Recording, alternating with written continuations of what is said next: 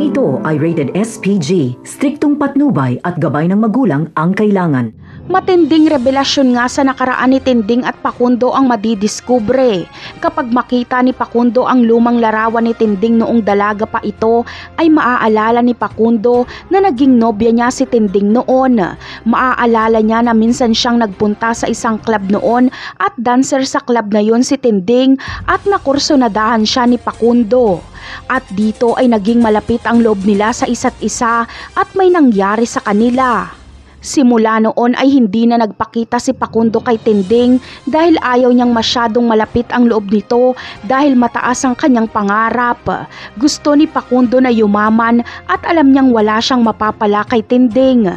Kaya ang mayamang si Bettina ang pinakasalan ni Pakundo kahit hindi niya ito mahal. Walang kamalay-malay si Pakundo na nabuntis niya si Tinding. Sa madaling salita ay si Senyor Pakundo ang tatay ni Marites. Hindi nagkwento si Tinding kailanman kay Marites tungkol sa ama nito. Para kasi kay Tinding ay isa lang siyang bayaran noon at customer niya lang si Pakundo.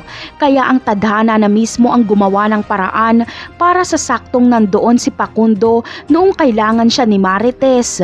Si Senyor Pakundo ang nagdala kay Marites sa ospital at siya rin ang nagbayad sa mga bayarin ni Marites. Hindi lang ito basta nagkataon lang dahil nakatadhana ito dahil mag-ama sila.